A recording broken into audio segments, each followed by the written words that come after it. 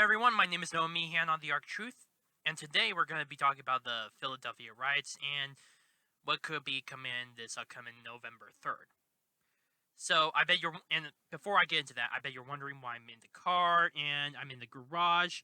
Well, the reason that I'm in the garage and I'm in the car is because my sister, she doesn't like Trump, and I'm respecting her wishes, and I'm trying to keep politics out of this. So I'm just trying to keep that distance. I'm pretty sure I told you guys about this before, but at the same time, it's currently 9:27 p.m. and it's October 30th, 2020. So it's already nighttime, and I'm going to try to give you the best quality video that I can, but no promises. Now onto the issue with the video, onto the issue with the video. As I'm making this video, again, October 30th, 2020. Philadelphia has been on fire for 3 days, all because of a police shooting. And from what I've seen in the video, it was entirely justified. Walter Wallace Jr. was wielding a knife, according to a witness, and even is shown in the video. Was trying to confront the cops with it. Was acting very erratically. Hell, his own mom was trying to get him to stop. And the police tried to back up. They even, according to what I've heard from Officer Tatum, they usually work in pairs, so that way, for obvious reasons, in case if you have a problem, there will be someone to back you up. And at one point, one of the police was separated, but they eventually got back. They tried multiple times to get Wallace to stop and drop his knife, but he continued to come towards the police officers with the knife, and that's when they shot him. From what I understand, completely 100% justified. They tried to get him to stop, and they had to resort to that last option. Is it a sad last option? Absolutely. But this was Walter Wallace's fault, especially with not complying with the police. But then now honestly, this is becoming very routine at this point, and I honestly hate it, because now when there's a result of when there's like a story of the police shooting a black man, and I'm gonna be turning off the slide here. Probably gonna be bad quality video. I'm sorry about that, but every time there's a story of a black man being shot by police, there's always going to be a riot. That's what happened with Kenosha, with Jacob Blake. That's what happened with Breonna Taylor, and that's what's happening with right now and with Walter Wallace. And it just, again, it really infuriates me, and it definitely doesn't help with the mainstream media, not reporting the entire facts. In fact, I just learned from Officer Tatum. I will be linking this video down in the description below. That Walter Wallace was not a saint, despite the fact that a lot of people within mainstream media are just basically portraying this guy as such. He had been arrested multiple times. In fact, he literally counted 13 mugshots. And he was arrested for several charges, such as aggravated assault and domestic abuse, just to name a few. And now, just automatically, boom. Antifa and BLM are just out there in the streets. And of course, the mainstream media caused them protest. Just on Tuesday, I was working in Amazon. And they constantly show CNN. I don't know why, despite the fact that they're basically unreliable at this point, but whatever. They showed the situation what was happening in Philadelphia, and they basically said in their caption, Protests occur in Philadelphia over the death of a police shooting of black man. They don't they don't report the facts. And it really infuriates me how many times they go so far as to call them protests when they're in fact riots. I constantly see this. As a result, there is protest, looting, and shooting over the death of a black man. It's ridiculous at this point. It shouldn't be called protests. Protests are peaceful. It's civil disobedience, but it's peaceful. No one is getting hurt. Riots, on the other hand, are just chaos. It's just chaotic violence. But again, it's nothing that the mainstream media would ever report, and this is one of the reasons why I hate these people, because they're just intentionally ensuring that there's division within this country, political division.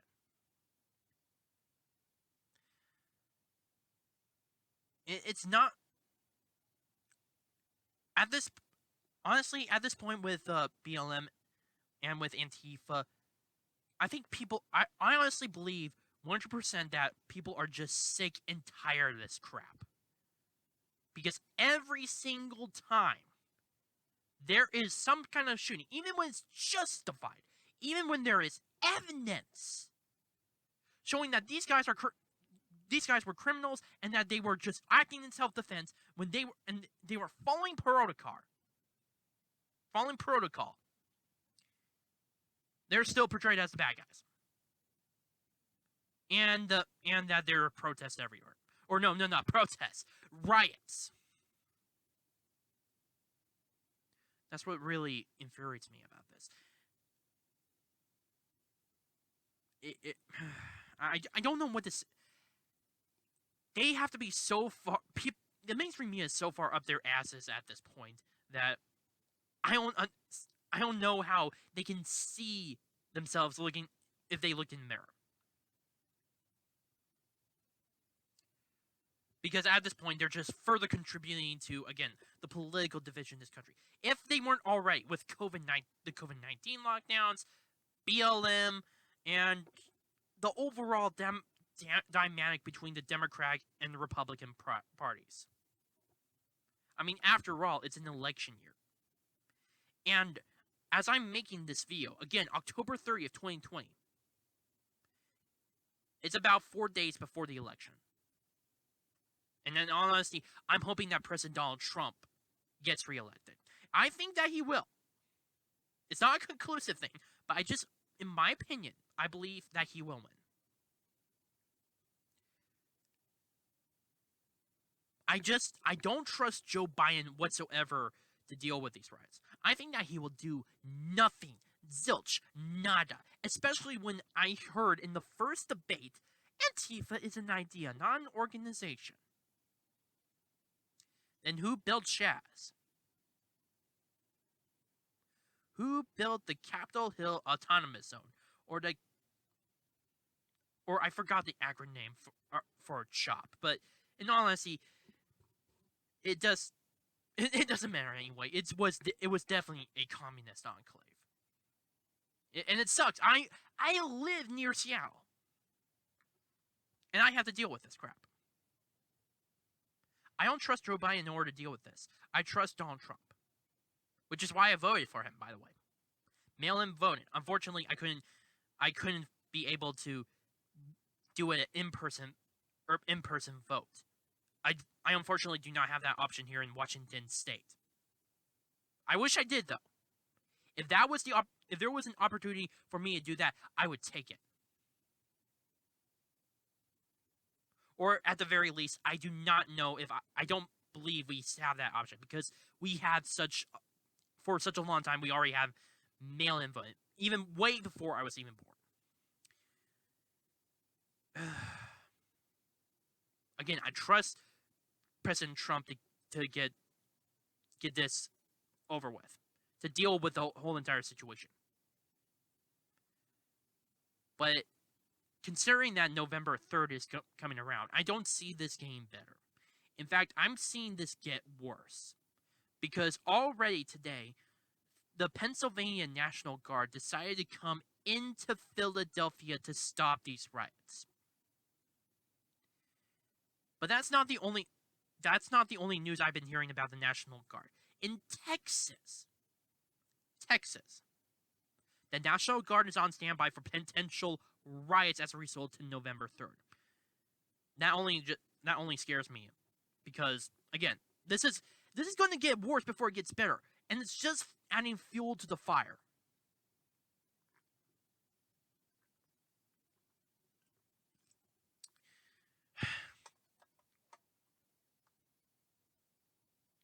I do not, from my understanding, this is the result of denying the problem. What do I mean by this? Well, the mainstream media, again, they don't report the facts. They don't go so far as to tell you everything, but just from a biased perspective. A black man is shot by police, boom. Immediately in your mind, you see, you think this was a racial shooting, a racial bias shooting by the police.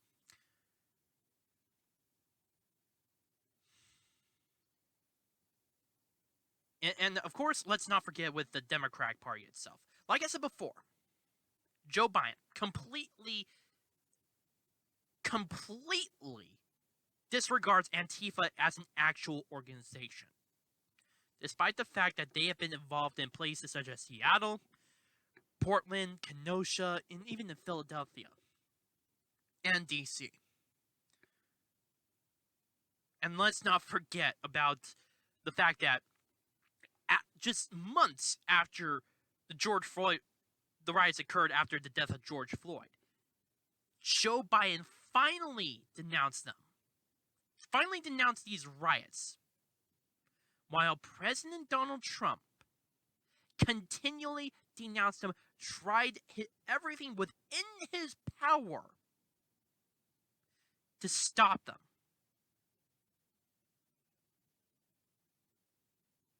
This is just completely denying the problem, and this is why radicalization, at least among the far left, is occurring. Because they're feeling emboldened by this. They feel empowered by this. They can bully you, and no one will say a thing. Not in the mainstream media, and definitely not with the Democrats. I mean, after all, at this point, I say they are a military arm of the Democratic Party. Well, in a way, they definitely do not. From my perspective, they don't really have too much control, and of course, there's a lot of division within the party itself between the far left and, of course, center left liberals. But nonetheless, that is basically the militant arm of the Democratic Party, and they're not going to do anything about it. I'm sure that there are many liberals that want people to call out Antifa. But I do not see the Democratic establishment doing anything about it whatsoever. Because again, it's an election year. They would love nothing more than to get rid of Donald Trump. I do not, like, as I said before, the issue is they are denying that this problem even exists. They don't care. All because of their own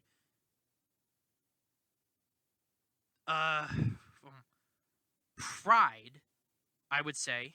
A little bit pride, but at the same time their own hatred of Donald Trump. Because that's been what the Democrats have been that's basically what the Democrats have been running on for the last year and a half. At least if you're thinking about Joe Biden. But they've been running that campaign for the last 4 years. And honestly, I do not understand how there's still people who call themselves Democrats because of that. If you want to be, if you want my vote, Democrats, then I need something that's you could actually give me the vote. I need you to give me a good solution, a good policy, so that way I can vote for you. This is coming from a Republican. Denying that the whole problem with Antifa, BLM, and the riots going on, denying that they exist, or that you're labeling them as protests, that's not a good policy. That is not a good solution. Which is why I'm voting for Donald Trump. And I have no problems whatsoever with that. However, I am a little bit afraid about what's going to be going on within the next 4 days. Because as we've seen throughout 2020, there have been constant riots, and it's just been overall insane. I do not know what's going to happen. It doesn't matter who wins, Joe Biden or Donald Trump. Or, well, it does, but I think more people are more concerned with the aftermath of the presidential election than the actual election itself, to an extent. And I say that they are 100% right on that. That people should be concerned with the aftermath of the presidential election. I only pray again that Donald Trump wins, and that these riots hopefully come to an end. My name is Noah, me, hand on the Arc Truth. Please post your comments down below, like this video, subscribe, and share with your friends. Also, if you have any issues regarding my videos, such as how I make them, how I frame them, or just quality of them, like I said before in my videos, please post them down in the comment section down below or directly message me. Thank you.